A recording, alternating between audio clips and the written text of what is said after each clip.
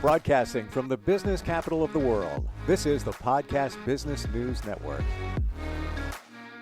Oh, welcome back, everybody.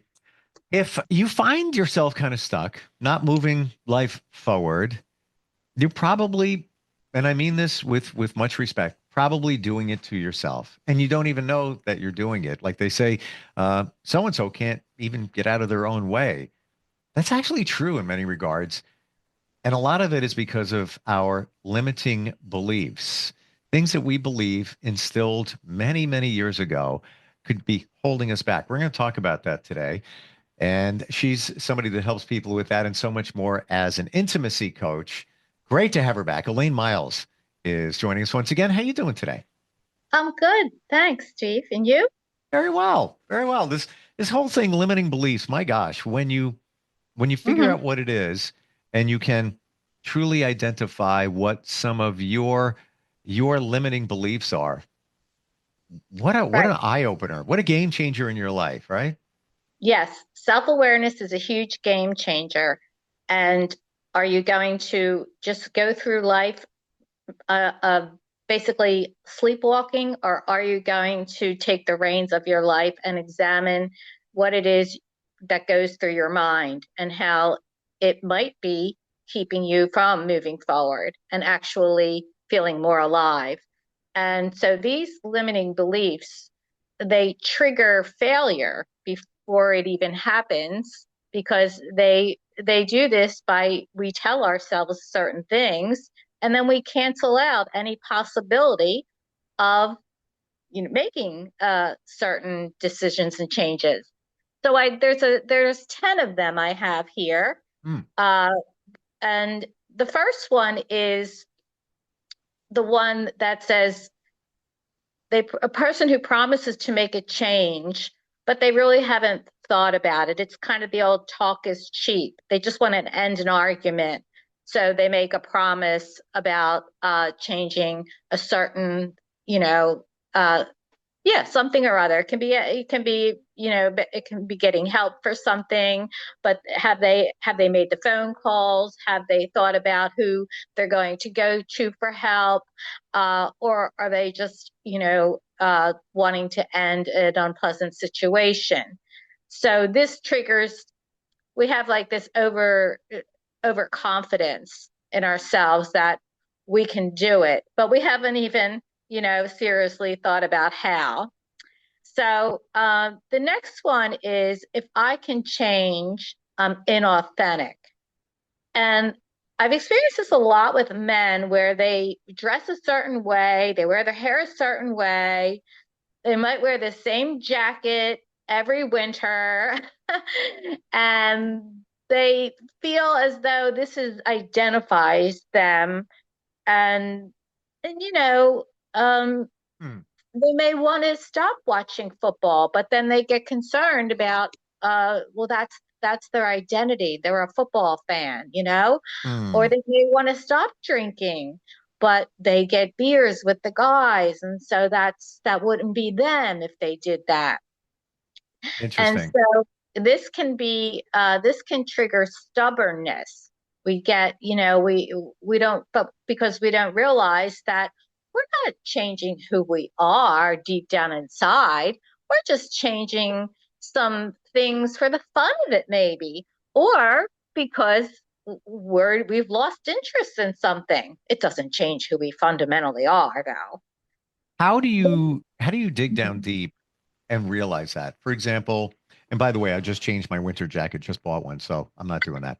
Um, but yeah, I have certain shoes I wear, casual shoes. I have a whole bunch of them. I buy them in all different styles. Why? I like the way they look, number one. Number two, they fit so good. That's my, it's hard to find shoes. Um, Yeah. how do you know when you dig deep inside that you're not being true to who you are? How do you have that? How do you break through that? Well, you first pay attention to what you're thinking, and then you see the results of your thinking. Have they helped you or have they hindered you? Have they made you more of a person or less of a person?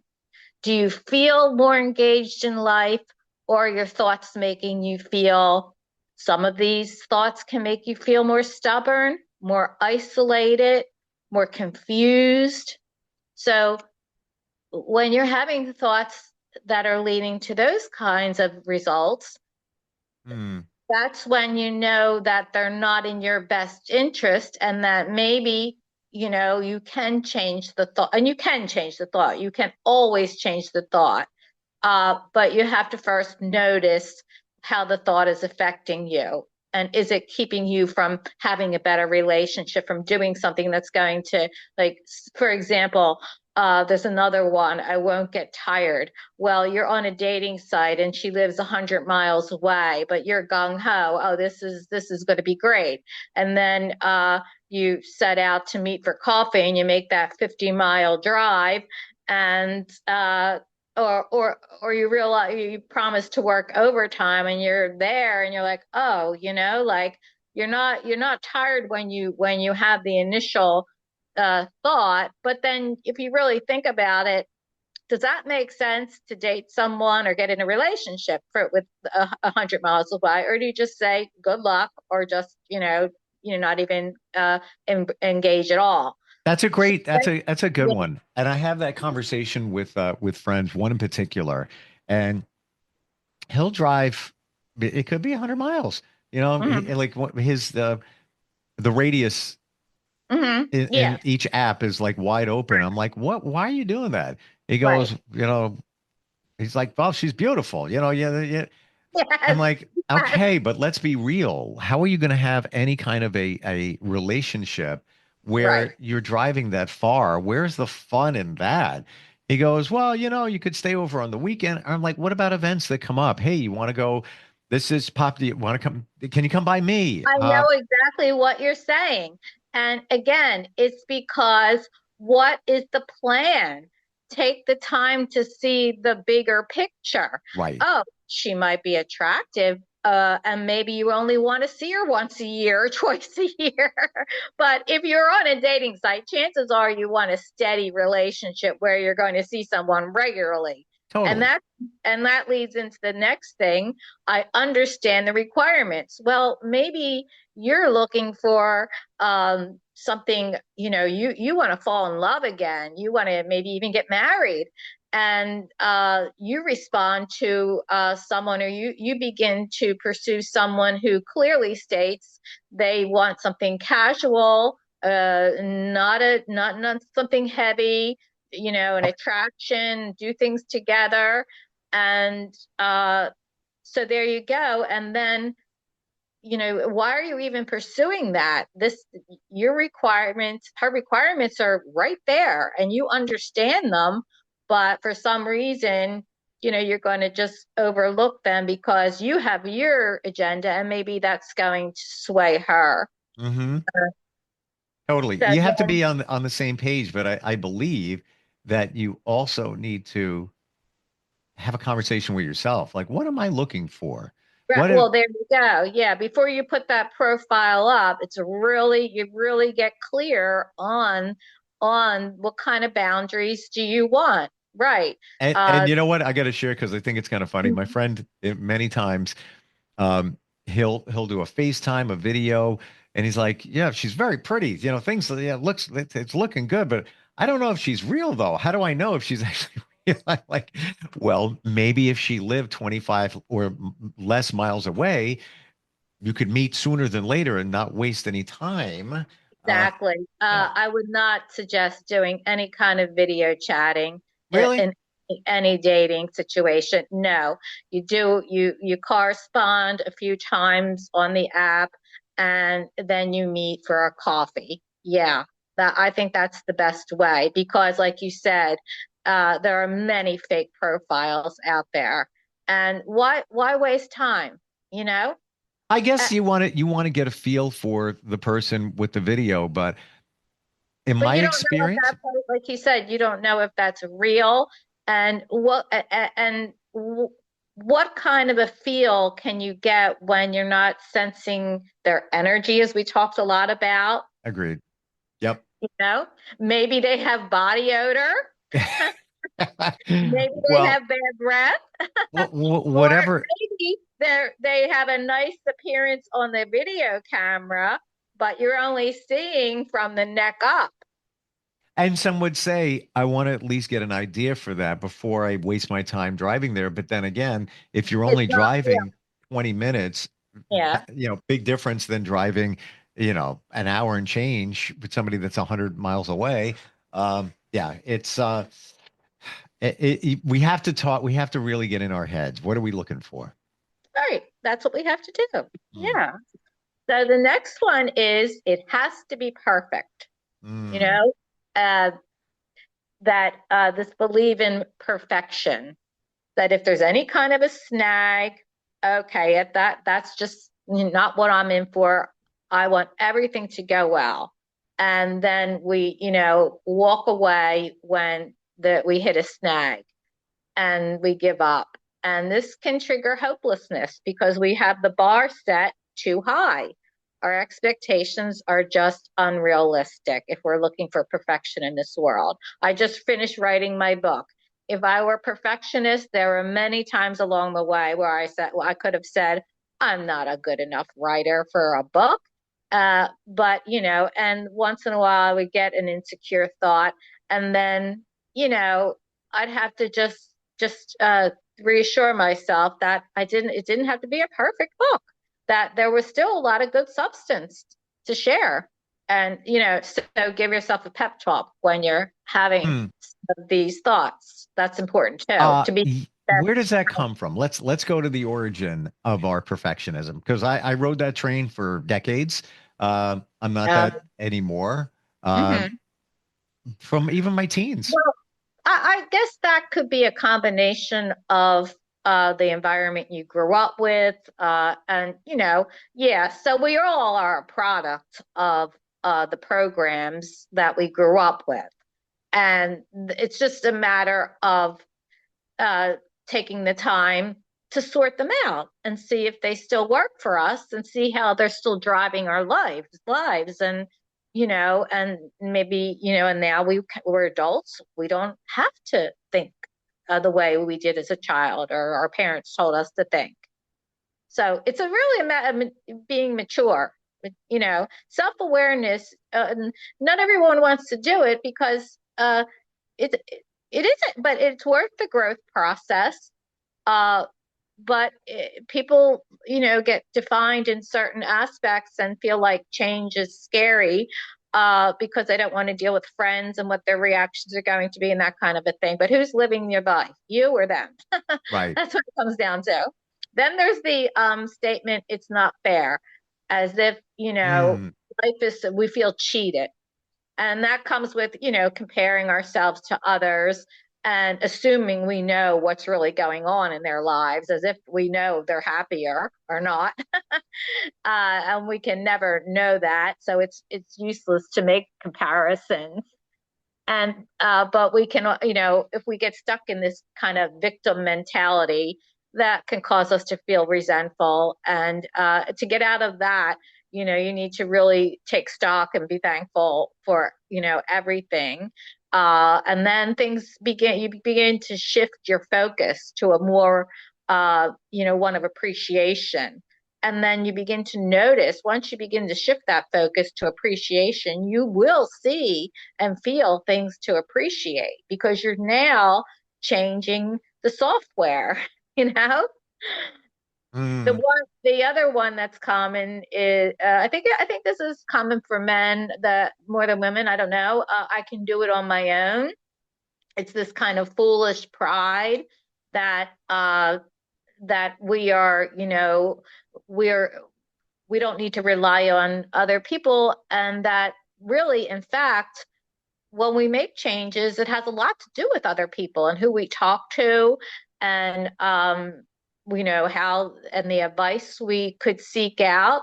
And by not doing that, we think we have to be so self-sufficient, and then we trigger our own isolation, you know? Mm.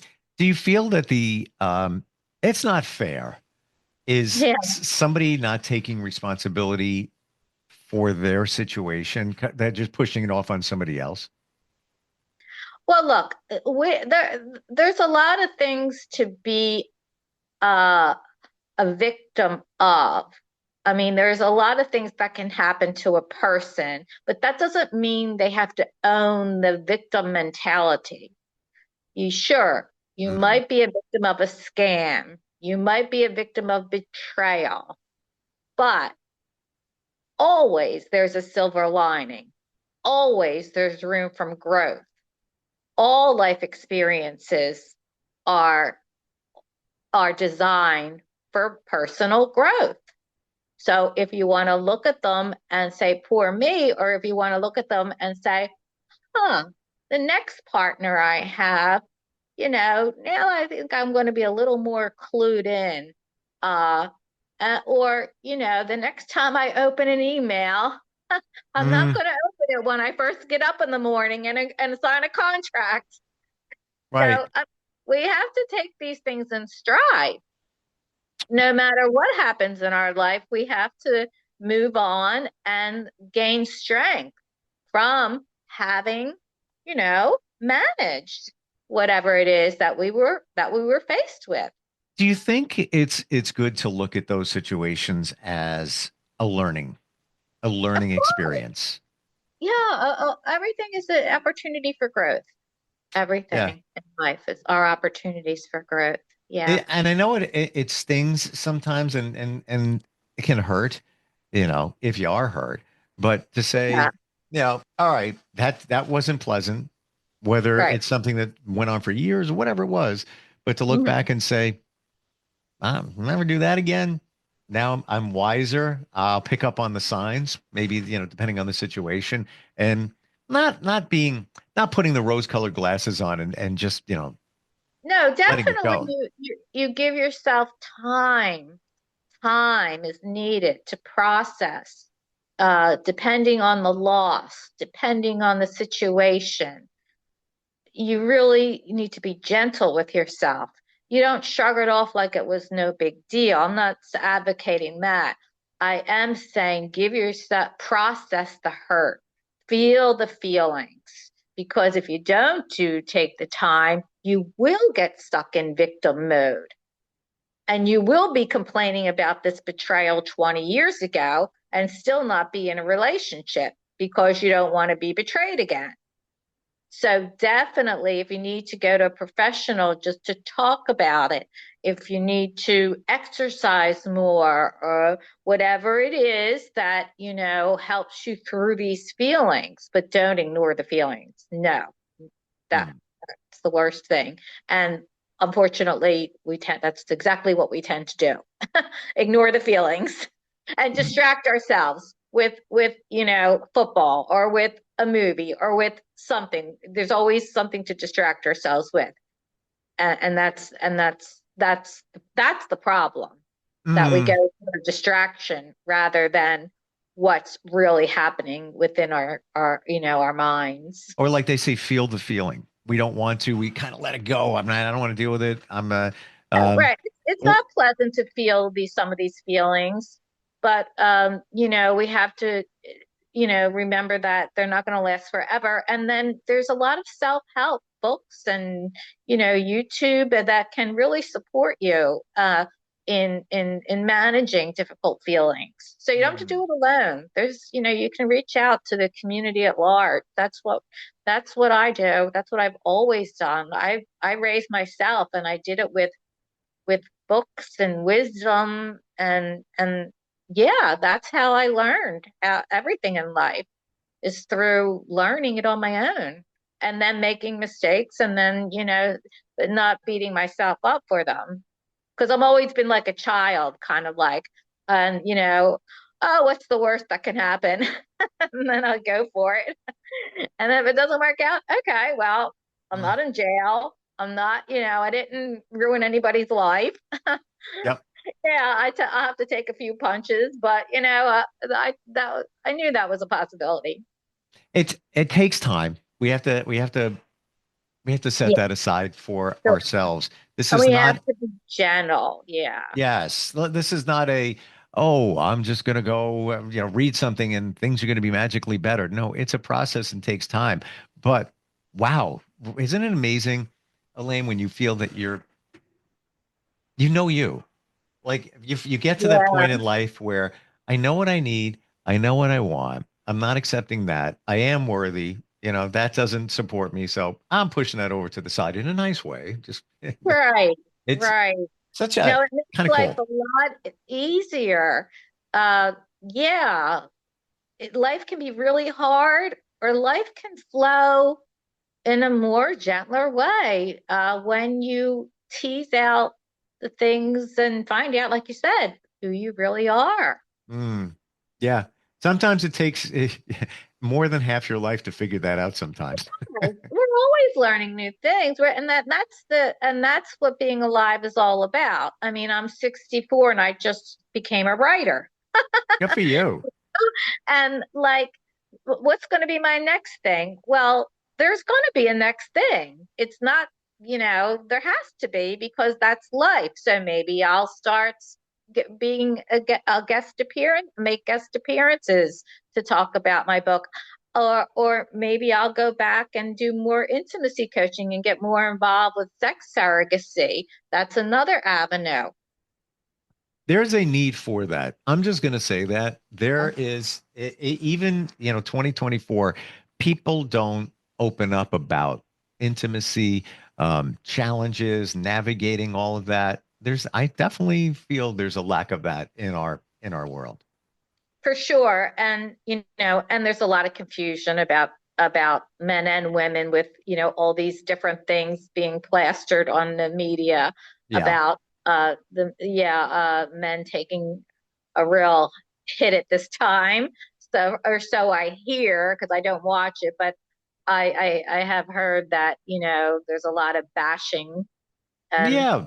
Well, also, watch a video and or some, and that's your expectation. Oh, I just they were doing that. I'm gonna, you got to be real. Sometimes it's not just that, and but we in many regards we're open to some things to learning or absorbing information, ideas, whatever it might be. But on the other side, it's detrimental to us because we hold ourselves to a certain standard. It's the same thing. You have people that look online just in general, social media, and you hold yourself to that. Well, look at the way she looks. I mean, I can't look like yeah, that. Well, that's not really yeah, her. It's filters and right. makeup. And that's why definitely that's another you want to see what something is the effect it's having on you. If it's not making you feel good, what's the point of spending time doing any social media? Now, if you're going to go on there like me to push your book, yeah, I make a few friends, but Sure. well, I if I find myself comparing, which everyone does, I close it. That's enough. It's enough for now. Yeah. We're not going there. So yeah, so pay attention to how things are. That's the thing. Recognizing feelings is a new thing for a lot of people. Yeah. It, Yes. it's I true. used to have this chart when I was a school teacher, and it had about 50 feelings. I am feeling annoyed. I am feeling sad. I am feeling disappointed. I am feeling, angry. I am feeling fatigued. And I said, oh, if I only had that now, I would give a copy to everybody so they could just look at it and decide which one of these, identify the feeling. And maybe you could get something like that online, a list Mm, of feelings. What there just is. There just to is. identify feelings in and on what they feel like, and then you could say, that's how I'm feeling. So funny you should say that. And we're out of time, but I'm going to share this right now. I'm not selling anything because this is free, by the way. Okay. This is an app called, and I want to make sure how we feel. And it's very intuitive. And right now I'm looking at it. It's like, how are you feeling this afternoon? I press the Good. button to check in, Mm-hmm. and it's very graphical. I know you can't see that, but I'll read the choices. Yeah, but just Tap. the fact that there's an app for identifying your feelings and you're using it. See, you're getting more in touch with, yeah, with feelings, and That's that's what it huge. is. And it goes through, it'll navigate you through to identify your true feelings.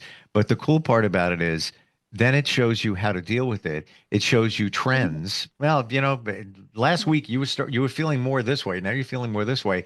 It's designed by psychologists, technicians, on and on but it's free. They're not selling anything. If you want to make a donation, you can. How we feel. Just what you said. There it is. How we feel. That's what Yeah. it's called. How we feel. Yep. That's amazing. Everyone should get that. Yeah. It's and it's so easy. You just press a button. Yeah. You're looking at the color. Because then you don't have to go to a psychologist. You can tune in. You can start right day one. Just because that's mainly what psychologists are for, to ask you how you're feeling. Right. And you being able to express it. Well, now you're expressing it with an app. Right. How do we find you? What's the best way? Okay, so you can just Google Elaine Miles, Miles, or my website is Soul Tymes, with a TYMES instead of TI. I'm on Facebook, but I'm also have my websites. And the book that you talked about, is that officially out? Oh yeah, well, it's the manuscript is done, and this is not the actual book, but I made a mock-up book because I'm going to write.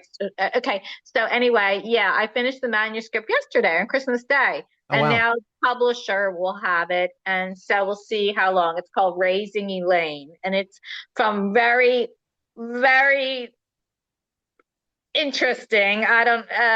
Bizarre, unusual, very unusual stories.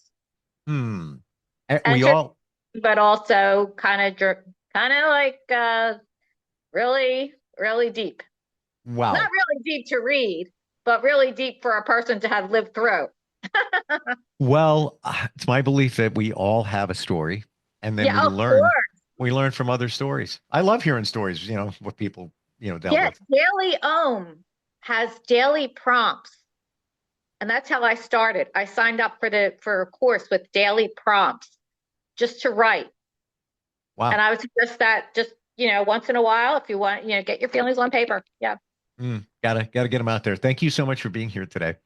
You're welcome. Appreciate it. And if I don't see you, I don't know what the schedule is. Happy New Year. We do have one more.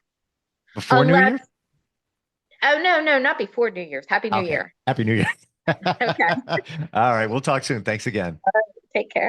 Are you looking for even more of the podcasts and hosts that you love? The Podcast Business News Network is proud to announce that you now have even more ways to listen live. Check out the MyTuner Radio, online radio box, and Simple Radio apps on iOS and Android, or find us online. Search for Business News Network on mytuner-radio.com, or search Podcast Business News Network on streama.com and onlineradiobox.com/US. Take your podcast on the go and don't miss a minute of the action.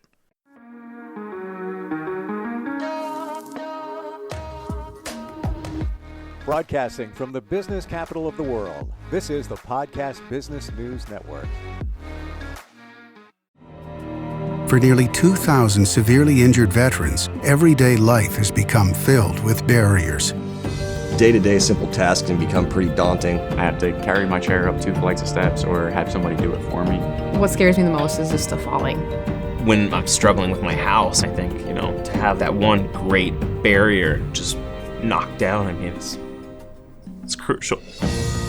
Home for Our Troops is a wonderful nonprofit that builds a mortgage-free, fully adaptive, handicap-accessible house. And there's no catch. It'll be our very first home that we've ever owned. This is a game changer. This is where your life begins again. We need you to join us in completing this important mission. Please visit hfotusa.org and help build homes and rebuild lives. Because of you, everything's going to be okay.